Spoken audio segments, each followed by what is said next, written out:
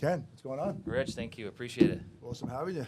Pretty good. Doing well. Staying busy. Yeah. Busy time of year in real estate. You know that better than anybody. You're like the most busiest guy I know in anything. I mean, what are you doing now? What's that? What are you doing now besides the real estate? Yeah. So, like I tell everybody, I got 2 full-time jobs.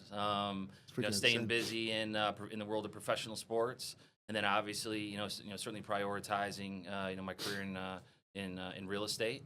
And then, simultaneously, out here, building, a real estate team as well to help, expand and, scale the success that we're seeing all across Long Island. So let's start from the beginning. Like, where'd you grow up, Ken?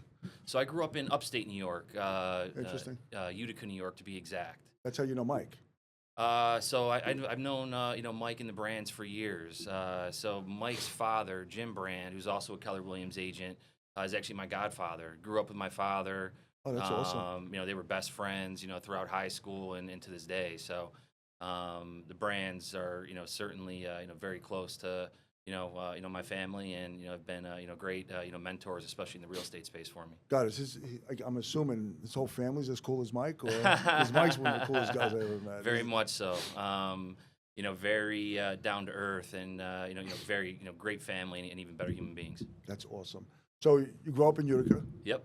What school did you go to? Whitesboro High School. Our claim to fame in upstate New York is, some tipping a cow or some something local delicacies. Call it chicken riggies, Utica greens. There you go. Just some local Italian fare as well. Some minor league and a few professional baseball players coming out of Utica, New York. Right? Yeah. But pound for pound, it's certainly the food, but definitely not the weather. I played hockey up there. Oh, really? Okay, at the Odd. Yeah, yep. I played there with Buff, and then what was it? Adirondack. The hell's the Adirondack Bank? Yeah. Yeah. So yeah. Yep. So it was a long time ago. God, that was a very long time. I loved it up there though. It's interesting. It's cold. It's a blue collar town. Yep. Yeah, it reminded me of Pittsburgh.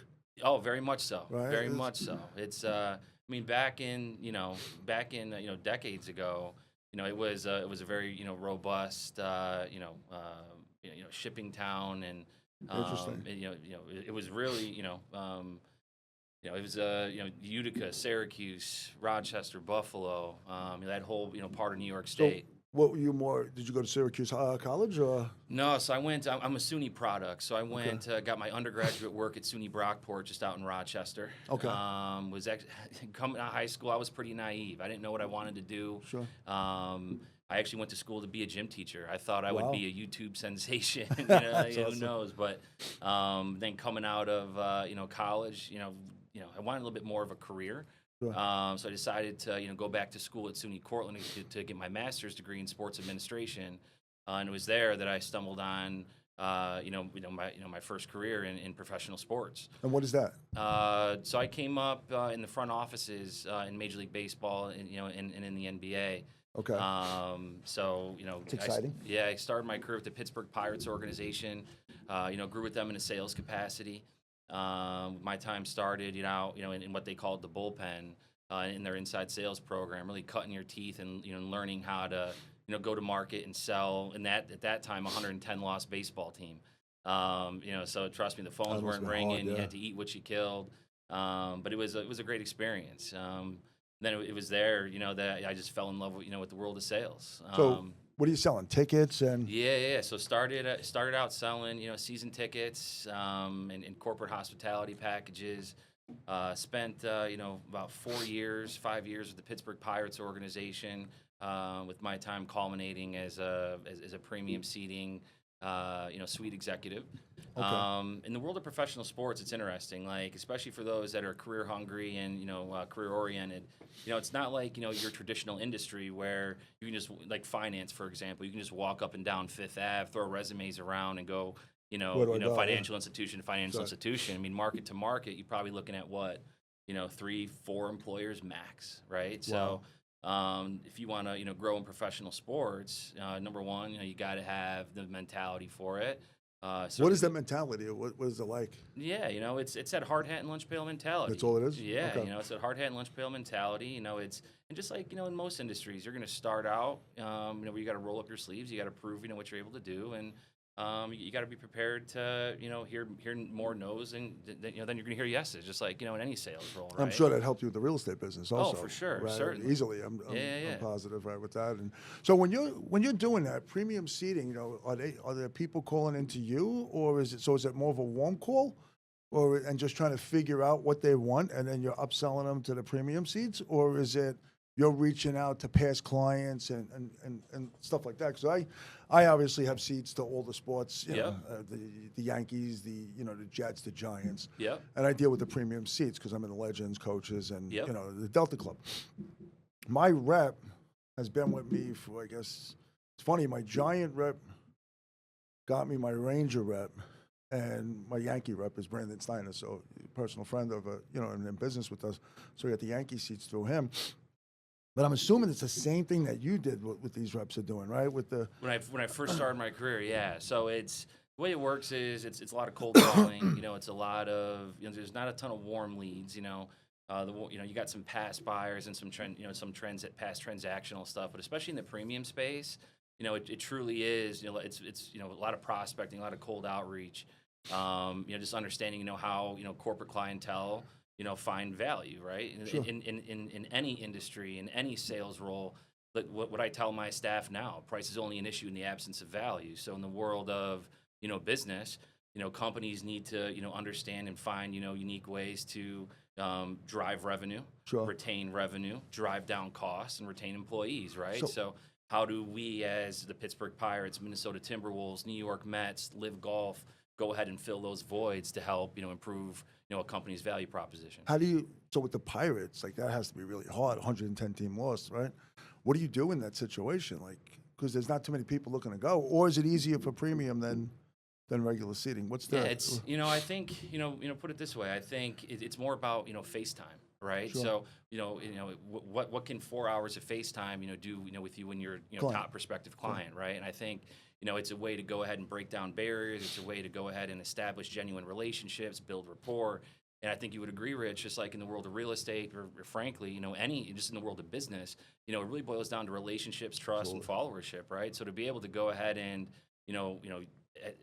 essentially have 4 hours of uninterrupted FaceTime where the walls are down, the barriers are down, and you can just go ahead and get to know Rich. In this case, Rich Amato is the man rather than Rich Amato as the professional. It's a great way to establish trust, and as we all know, in the world of business, trust is everything. That's right. So it's interesting. You picked both sports, obviously. You golf, which is the business business sport in the world where you go and most deals get done, and then the sales with the premium seating, which is pretty. Yeah. How did that help you with the real estate?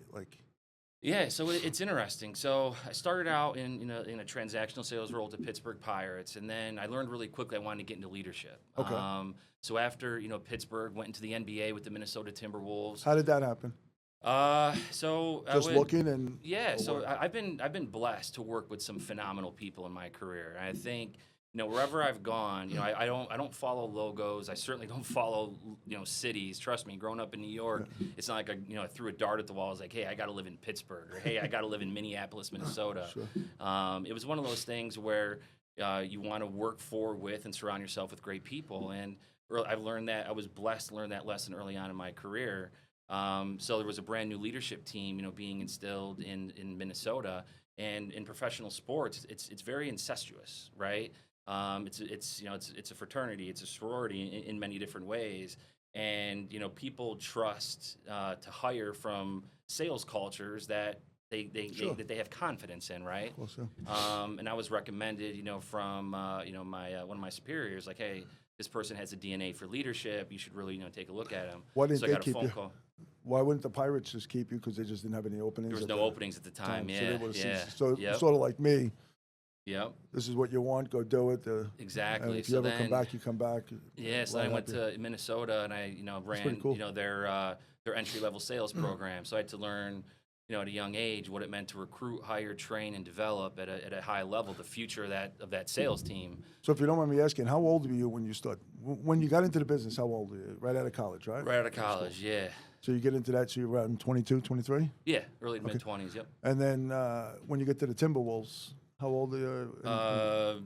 26. Not that it matters. Yeah, I think that's pretty 26 cool. or so. Yeah. So I was, leading, my first sales team at 26 in the NBA. And it was one of those things where it was a great environment. I mean, it was funny. I go ahead and I go to Minnesota. Like literally, they traded Kevin Love, and that's the year that we acquired Andrew Wiggins. Yep. But I'll tell you right now, it was one of the most dynamic teams I've ever seen. We had Wiggins, Zach LaVine, and then shortly after that, we had Karl Anthony Towns. So Wow. an absolutely electric team on the court.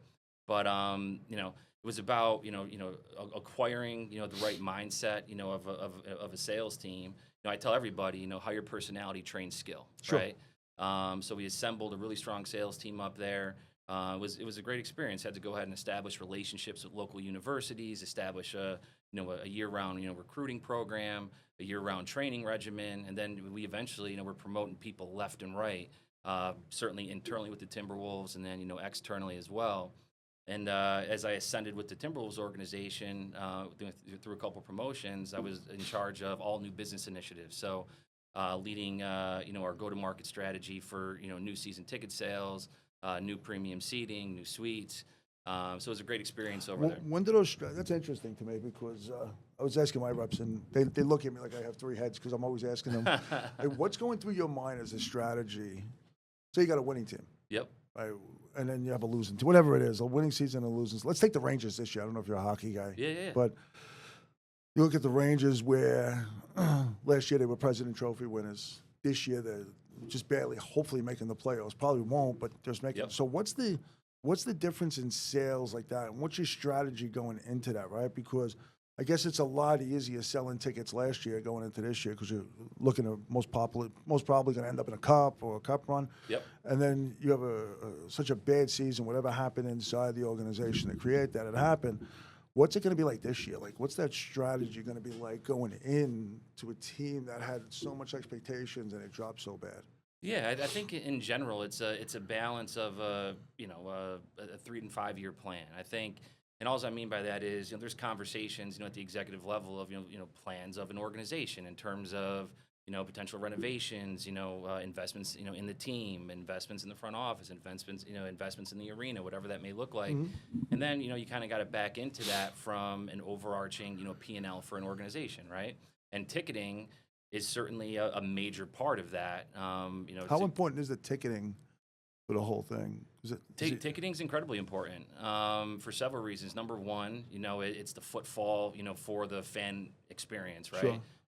In the world of baseball, during my time as head of ticketing, for the New York Mets, like in our case, it was 40,000 seats a game, 81 times over, and the more people in the stadium.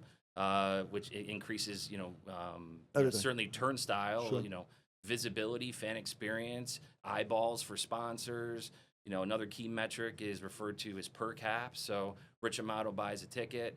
What's he spending in the concessions, the team store, parking, et cetera, right? So the more individuals in the stadium, the more opportunity for global commercial revenue, Sure. right? Okay.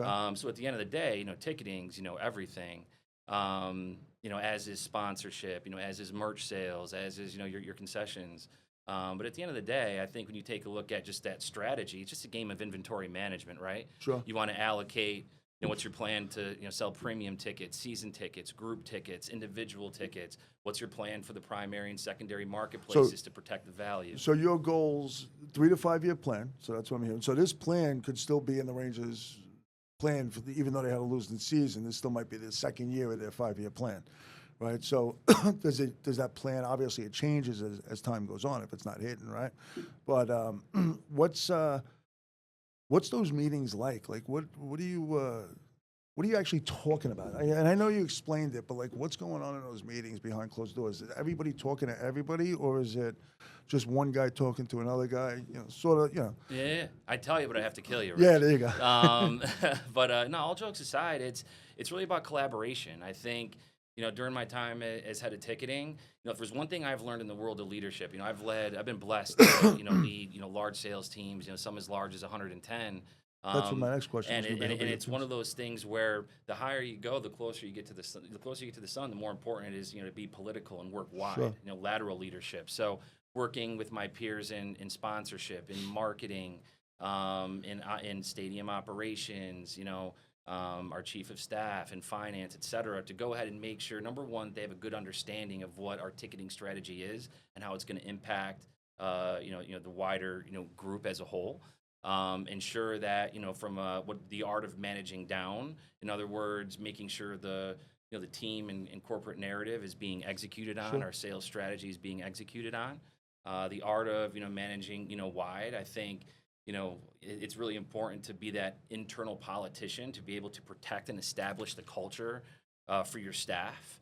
Because if not, you're in a situation where, your team isn't getting what they need to be able to thrive and succeed to hit those goals and targets. So a lot of those meetings simultaneously are just education on why our strategies are important, the impact they have on revenue, the impact they have on attendance, and what the path is to get there and how we get there, so everybody understands why we need what we need, right?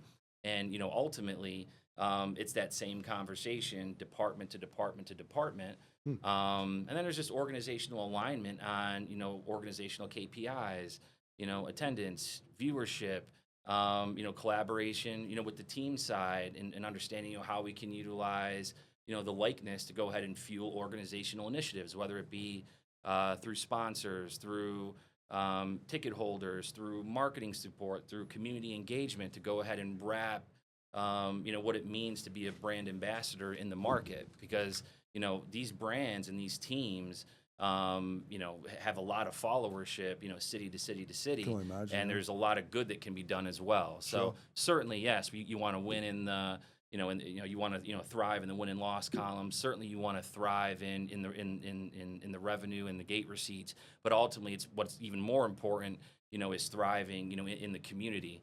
That being said, as well, I think what also gets lost, on the general consumer is the importance of team valuations. Sure. So it's not coming in from the revenue side. Yes, it's very easy to get lost in hitting your Goals. your goals, but ultimately, that's why the community in the long term, 3 to 5 and 10 and 15 year outlook is so important. Because you take a look at a lot of these team valuations, some of these owners bought at the right time, Yeah, that's insane. and these valuations are getting wild. Honestly, it's a lot like real estate, right? Right. You take a look at some of these home prices, 5, 10, 15 years ago, and what they're selling at now, it's the same exact thing, right? Right. So that's why perception Excuse and me. brand and equity and currency, is so important. Certainly in real estate, but also in professional sports. That's awesome. Thanks for sharing that. And then, all right, so you Timberwolves. Now, what happens after that?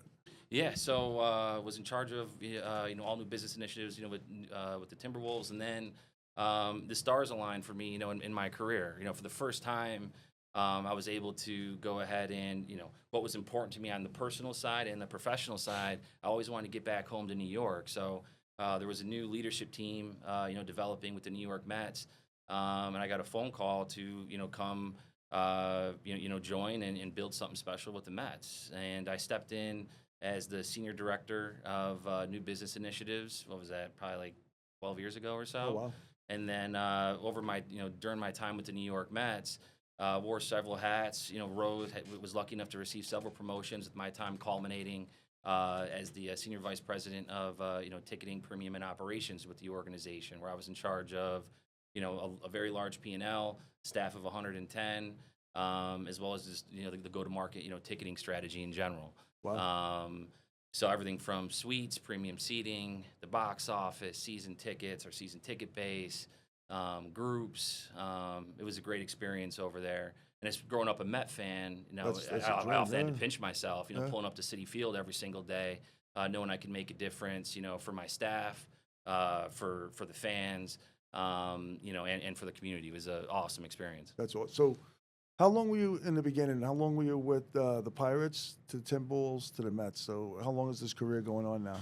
At that point, about 10 years or so, 10 a little years. less than that, yeah. Before you got to the Mets, or I'd probably say 4 years with the Pirates, 3 years with the Wolves. Timberwolves, So you- and then and another 8, 9 years with the Mets. that's awesome. And Yeah. then, when did you find the time to get licensed in real estate? And what made you think about, okay, I'm gonna try knocking out real estate too? Yeah, just drive, man. Absolute drive. Like, it's you always kind of watch, like these real estate shows. It's like, oh, I could do that, Yeah. I say that, tongue in cheek, like real estate's tough. It's Hard very, stuff. very tough. Right. But just in terms of, I've been blessed to, work with and around great people, as I'd alluded to. So when it comes to the concept of, tactical sales and being able to make cold calls, not only have I done it at a high level as a seller, also had to do it as a high level in terms of training, people to do it in tough environments and high demand environments and how to balance those. That paired with, the financial, upside of real estate, I think it's one of those things where that's real estate's kind of my 10 to 15 year plan, Sure. right? I would love to be able to, simultaneously, as I'm, still working in professional sports, I have 2 full-time jobs, right? How do you do that? I don't, it's, very, very, very intentional and protective, of time. To the point where, you have to have, you got to have very strong habits. You got to have willpower. You got to protect your time. And you got to be present. You got to be where your feet are, right? So, like I tell everybody, what's important to me has evolved over the years. I think who Kenny Koperda was right out of college versus who Kenny Koperda is today, is same mindset, same mentality, but different priorities. I think, now, when I'm at home, it's very important for me to be an incredibly present, husband, an incredibly present father, and when I'm at work, it's important to be a very present leader and a developer of talent and a developer of strategy. You have and no process. time to play at all. Yeah. Not that anybody does, but you really Yeah. you have to be calculated with your time, no For matter sure. what. And That's like I tell everybody though, Rich, like when you why you wouldn't do it. when you love what you do, it doesn't feel like work. That's right. I mean, I pinch myself every day. I'm in professional sports. I'm selling real estate. It's selling and developing, people in the world of sports is incredible. Being at world-class sporting events, there's nothing like it. Being, a part of that, that excitement, that atmosphere, that energy, it's addicting, I right? can imagine. In real estate, same thing. Like I get to walk through multi-million-dollar homes on a daily, weekly basis. Being able to put people in their first homes, help them sell their homes, it's fun, So when you're talking to your clients, let's go back. Let's stay with the real estate for a second here. Again, this is very interesting to me. So I would love to do what you did, Yeah. especially in the sports world. That's every guy's dream. I think that's a sports Yeah. guy, besides being a player. Yep. Right? But what did you pick up? What's the biggest? I guess. What's that biggest thing that you picked up that goes hand in hand with real estate and ticket sales and just sports and leadership? Yeah. What is that one thing? Yeah, I mean, during my time, as the senior vice president with the Mets, and my current role as head of global sales and hospitality for LIV Golf, like just the concept of go-to-market strategy, right? What does it mean to go ahead and shape a campaign from marketing automation, lead nurturing, touch point, goals and measurement, and a lot of that type of stuff is very applicable to the world of real estate. So you got to be able to. It boils down to frequency and familiarity. Sure. It boils down to lead scoring. It boils down to lead targeting. It boils down to lead segmentation. Right. So having put together multi-million-dollar campaigns in professional sports, it's just a different target. It's just a different product. But at the end of the day, if anything, the sale transitions from a want to a need. Okay. Right. But you still have to have marketing automation, frequency and familiarity, lead targeting, lead segmentation, lead scoring, right? So all of that is very, applicable. So being able to do that while simultaneously being able to leverage a lot of the relationships that I had, here in the marketplace, made a ton of sense. Even on the advertising side, pulling some of the levers that I had, with relationships in pro sports to be able to, leverage that presence and visibility for myself in real estate. How did that help you? Like what you just said with because I'm sure you don't really go back and you're not selling the people that you're working with because you were in Pitt, Minnesota. It might be referrals and doing things like that. But do you do a lot of that? Maybe I'm wrong. Do you do a lot of sales within the sport with homes and? Yeah, very, very much so. I mean, there's not a C-level executive I'm really unfamiliar with. You're working in with the New York. executives Yeah. mostly than the Yeah, I players, mean, right? 'Cause- yeah, because when I was at the Mets, or now with LIV Golf, like, you have to grip and grin, throughout Manhattan, right? Sure. Like, while in my executive roles and executive leadership roles, while I wasn't picking up the phone and contacting and selling, I was entertaining. I was working the suite level and making sure, everybody, it was having a great time. Yeah, Just it's making not- sure that, establishing relationships and helping them understand that they were, reinforcing how much of a priority they were to the organization. Sure. So relationships are 10 times, more important in that space as well, right? Because people gotta, understand that, the brand is behind them, supports them, and, is invested in, whatever their results may be. So being able to, take those relationships and then, utilize that, as an additional resource, take that trust and just, push it through a different, vein, certainly allowed me to, get off to a good start in real estate. Yeah, I think a lot of people don't understand that either. I'm just fortunate because, like I said, I know my rep. I deal with them on a daily basis, and I don't think the public knows what you guys do behind closed doors, like where you're at the games, Oh, you're yeah. entertaining the clients. I don't think a Yep. lot of people know that. Where Oh, yeah. it's funny.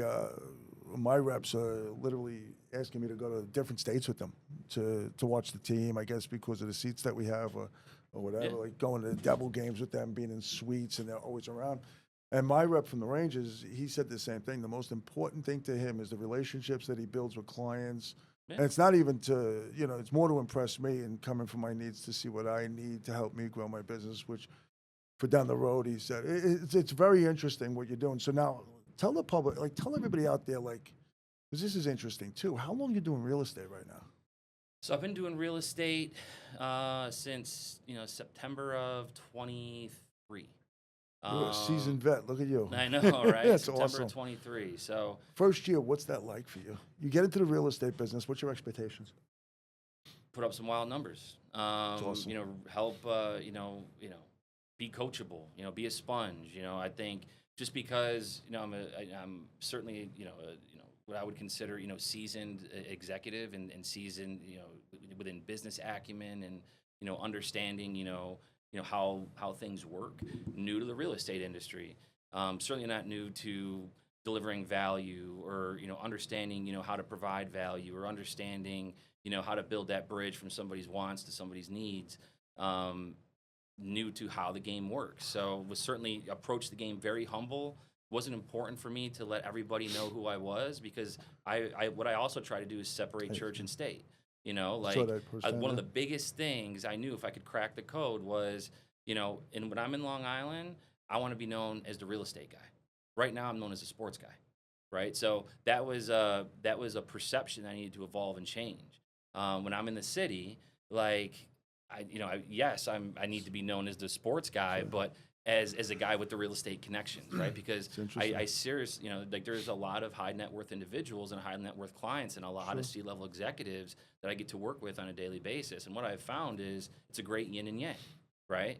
In the world of sports, it's a great way to go ahead and utilize those relationships to provide some added value and guidance for folks that may want second homes or need to be able to go ahead and sell or just have some strategic advice for someone that wants to park some investment money, right? Sure. On the other side, when I'm entertaining folks or clients that were thinking about selling their home, plan to sell their home in the future, or going to sell their home, or want to buy, or are thinking about buying, what better way to entertain than the relationships and asset and access that I have in professional sports. So there's a great blend there. So one of the things I've really focused on in my first year in real estate is being able to tell that story on both sides of the fence. So your first year, just a roundabout number. What did you do in your first year of real estate? And you're still working for the Mets at the time? What did LIV Golf. Oh, so when you came into the real estate, you were with LIV, or Correct. Okay. Yes. Yeah. Oh, so you already started working with LIV when you. Yeah. So, all right. So you leave the Mets, go to LIV Golf, get your real estate license. Yep. Okay. So now, what is that like your first year, and then how much time are you doing in the real estate business? I know probably at least 8 hours a day, or Yeah. when you break it down, I guess. Yeah, I think it's very intentional with time, right? And Sure. what I've found is when you're, Monday through Friday, 9 to 5, it's on the real estate side. It's not necessarily about getting face to face. It's more about over the phones, loud instant calls. On the weekend is where there's a lot of face to face. That's another reason why I think when you can get really intentional with time to be able to have 2 full-time careers and take both of them extremely seriously. But yeah, I think when it comes to real estate in my first year, was lucky enough to be able to drive 18 million. But you were rookie of the year, your first, and how 3 months in? Oh yeah. Yeah, 3 months in, rookie year, year. 3 months. Yeah, amazing. Excuse my language. Yep. That's impressive. God, I thought I was good coming out, man. Still learning, my friend. That's Still learning. Awesome. And then, so is this your first year solid now? This past year? 2024, yeah. 2024 is your first year solid. First full year, first 12 months. And was that when you hit 40 under 40 too? And you?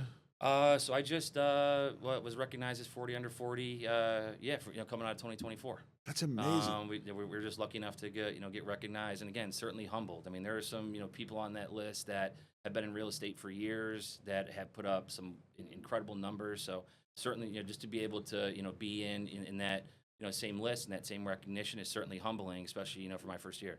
That's awesome. Do you ever sit there and look in the mirror and be like, "Yo, look at what I did"? Yeah, it's pretty cool. It's one of those things where yes, it's about real estate, and I'm incredibly honored. But it's also about what it represents. It's one of those things where it's just proof that when you bet on yourself, like you can never lose, right? And like I had said, I think for me with real estate, it's more about where I want real estate to go in the long term rather than where real estate is for me today. Correct. I think I'll always be a student of the game, no matter how much experience or accolades or success I've had in professional sports. Same thing, here, I'll be a student of the game in pro sports to the day I die. I'll be a student of the game in real estate to the day I die. So to be able to continue, learn, adapt, evolve is really important. And ultimately, that was my motivation. I wanted to expand, and I wanted to, think, further down the road where, okay, I want to be able to retire, at a younger age. How can I go ahead and protect myself, my family, for the long run to be able to have, financial freedom? And looking around and seeing what was possible, I really thought, my skills, my mentality, my vision, would apply well in real estate. So for me, it was an absolute no-brainer. So to be able to see what was possible running 2 full-time careers, to get that 40 under 40 recognition was something where I'm incredibly humbled and honored. But more importantly for me, it was one of those things where, it just served as, an opportunity for me to level up. And I was incredibly humbled by that. So you did 25 million in sales in your second year, first year, really your first year. 18 million. And then second year was what? This is my second year. Oh, this is your second year. This is my second year. Yeah. What so are you we'll looking see. to do this year? I'd love to at least double it. So you're looking around anywhere from 40 to 50 million. You're looking at. Yeah. Freaking awesome. Yep. That is so cool. And then tell everybody, we were having a conversation before you got in here, right? So where'd you just get back from? Yeah, so just got back from Singapore. That's freaking amazing. So what are you, again, you're on the plane. What are you thinking of? Are you thinking of the sports world or the real estate world? Like family? What's going through your mind at that point? Both. I guess that's relaxing time, right? Yeah, it's quiet time. On an 18, it was funny. So the flight to the route from JFK to Singapore is literally the longest flight in the world. Look it up. The longest direct flight in the world. Imagine, 18 hours, 40 minutes. So certainly plenty of time to be able to sit catch back up on and your think able and catch up on the emails, plug into that spotty Wi-Fi that you always see on the plane. But so in my role with the head of global sales and hospitality for LIV Golf, we chase the weather, right? So we have 14 tournaments across the world that we have to So own, explain what operate. that means. You're chasing the weather. What does that mean? Yeah. So, for example, it's to run a golf tournament. There's a few things you got to consider. Market presence, demand, and the weather, right? So this time of year, if you're running a 12-month, global sports league, for golf, January, February, March, April. It's gonna be tough to get a good course here in the States just due to weather implications. So we chase the weather from a sense of global climate. Where are the summers? So Q1, Q2 is really the Eastern Hemisphere. So the first several tournaments were Adelaide, Australia, beautiful country. Then we had Riyadh, Saudi Arabia.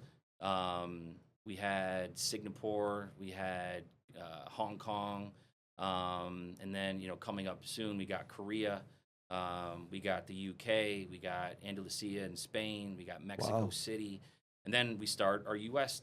Tournaments here, from Miami, which is next week, Dallas, Chicago, our team championship in Michigan, Indianapolis. So now, do you have to go to all of these, or? Yeah, yeah, okay. Yeah. It's great. I'm racking up the miles. So to sit here and say, what is it? It's almost April. To sit here and say I've already racked up over 60,000 airline miles, and is crazy. 2 months, yeah. But yeah. So back to your original question about Singapore. Beautiful country, very clean. Sure. Different lifestyle out there. But it's cool. I think that's one of the reasons why I was excited to take the job. I mean, not only do I get the chance to take, be a part of an incredible team who collaboratively is going to take golf to all 4 corners of the world, to be able to have my fingerprints all over that from a business perspective and help shape that. So let me ask you it's on exciting. that. I don't mean to get off to Singapore, but what convinced you to go to LIV? Did you always believe in it, or was it one of those things where, because I guess you got into it really early on. When did LIV come into play? So LIV is about 3 years old right now. 23, right? Yeah. And their claim was they went in, and I guess I'm not a big golf guy, but I guess the PGA was a little aggravated that they came in because they were taking a lot of their talent, correct? Well, that's what they were saying. Yeah, I think so. What's interesting is anytime I evaluate a career move, I really flush it out through a few veils. Sure. Number one, and it is and forever will be people. You got to work for great. You have to work with, around, and for great people. People that have a track record of growing and developing talent, and individuals that understand what true culture is, right? And I think, for me personally, when it comes to sales culture isn't beer, jeans, pizza, and happy hours, right? Of course. Because once those snacks are removed, from the company lunchroom, what happens? Yeah. Like what happens, right? Right. So working with, for, and around great people that understand what that mentality is, right? Like culture it's a lifestyle, it's a belief system. And that was number one. And to go ahead and work for our new CEO in Scott O'Neill, which is literally one of the top 2-3 names in all of sport business, absolute no-brainer. What did Scott do before he was Lego, right? So Scott was the CEO of Merlin, Entertainment. Sure. But he, a long time, sports executive before that. He was the CEO of HBSE, which is the holding company of, now the Commanders, but Devils, the Sixers, the Devils. Yep. One of the best conversations I ever had was in my office with him and Erica in our world. Okay. Brandon brought him. He's a great guy. Oh, he's the most dynamic individual I've ever met in my life, and quite possibly one of the most inspirational people I've ever met. Yeah. Phenomenal story. But he started, with the Eagles. He was the president of the Knicks and the Garden and all that. So incredible career. So again, it sounds like you can attest, to be able to work, for great people. Second, the concept of... And that's all he talked about, too. Oh, yeah. That's all he talked about, which was great. Yeah, and the second is just the concept of, impact, right? Sure. For those that, may or may not, understand what LIV Golf is, and the impact that LIV Golf is having is incredibly clear, right? To be able to create and shape a global sports league, take the game to all 4 corners of the world, and being able to have your fingerprints over something like that is career making. I mean, there's a lot of, others, sports leagues that may have tried to come at the incumbent and, may have swung and missed or are still trying to solve that. So to see where LIV Golf has come in a very short period of time, the amount of traction and penetration that it has had and the impact that it is, really striving to push the game forward, modernize the game, is incredibly, it's career making. Did you ever, so you never really played with the golf world before this, right? Or did you? No. I didn't work in baseball because of baseball. I didn't work in basketball because of basketball. I didn't work in golf because of golf. I'm very career oriented in general. Sure. It's about people, impact, and I love that. And the last one, is opportunity. And Rich, I think when you take a look at what LIV Golf is, excuse my language, it's a fucking rocket ship. I love right? it, yeah. And there is I can there's see an that. old, there's an old school saying out there. You know, when you see a rocket ship, don't worry about where it's going. Just grab a seat. Yeah, just jump on it. And this thing is cruising.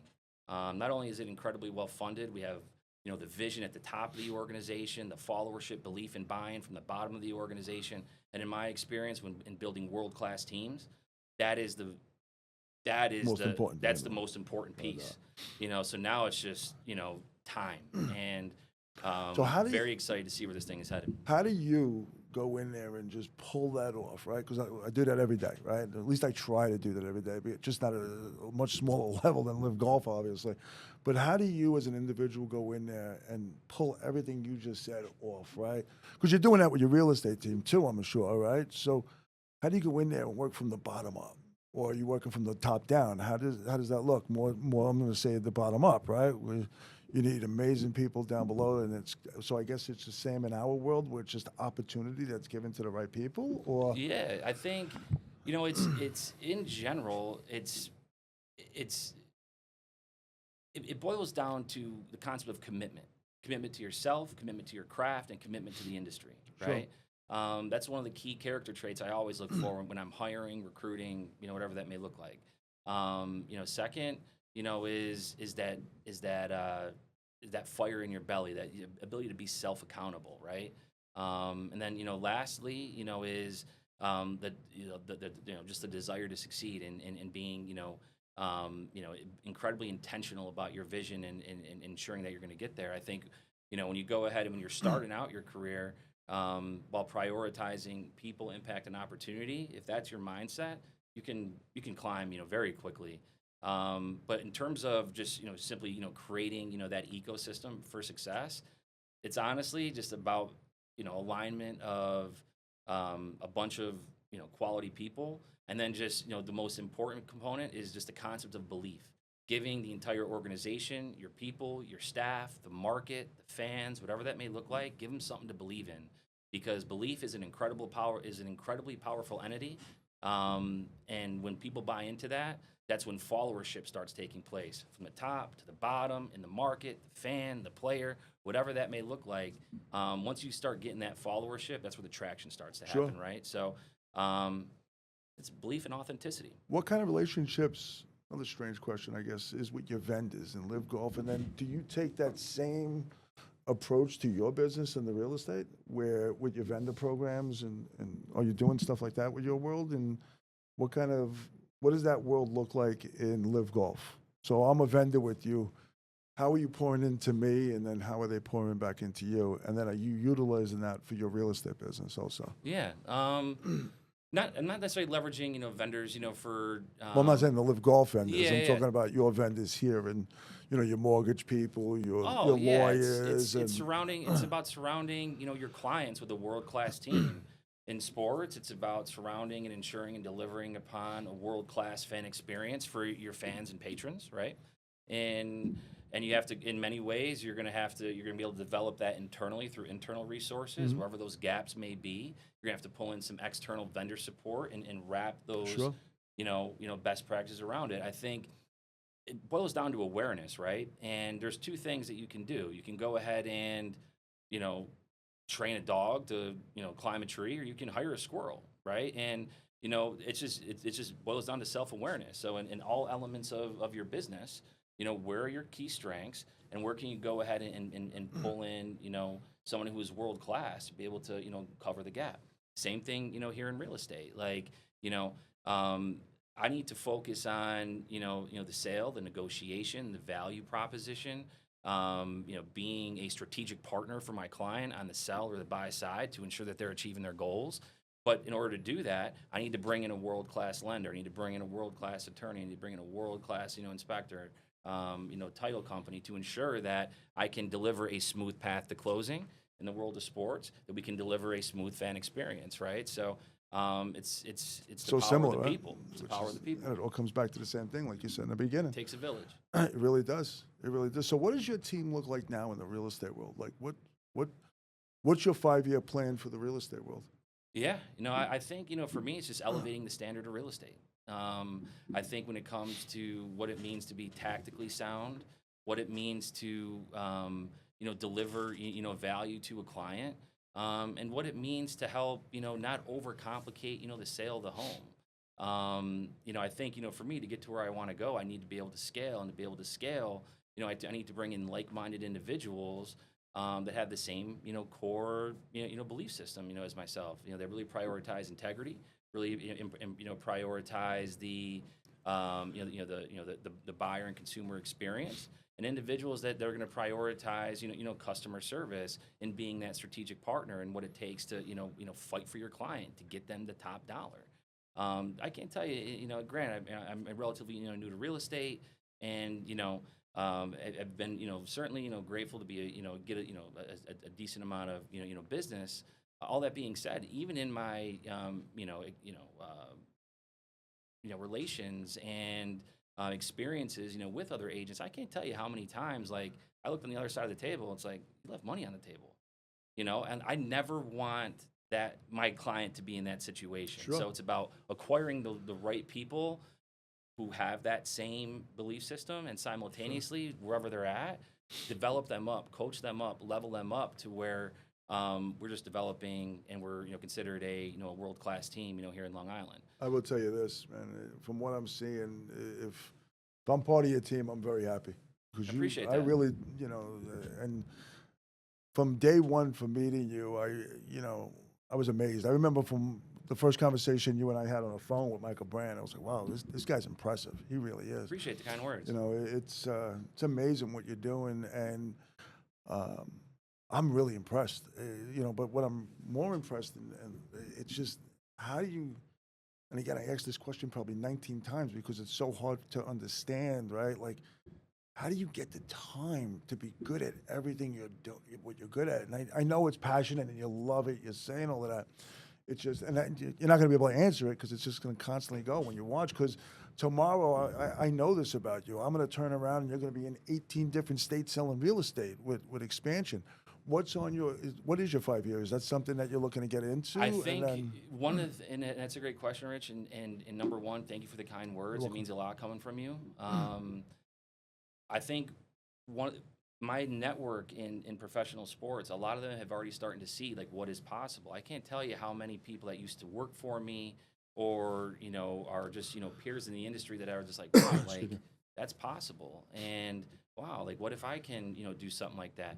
So what I would love to do is provide proof of concept of our team, our approach, at scale, here in New York and Long Island, and simultaneously, like I have people who were cut from the same cloth, who come from the same development model in Chicago, LA, Miami, Texas, you name it, right? Mm-hmm. So to be able to go ahead and kind of spread that brand across the country and then eventually develop a national, brand, I think is very unique.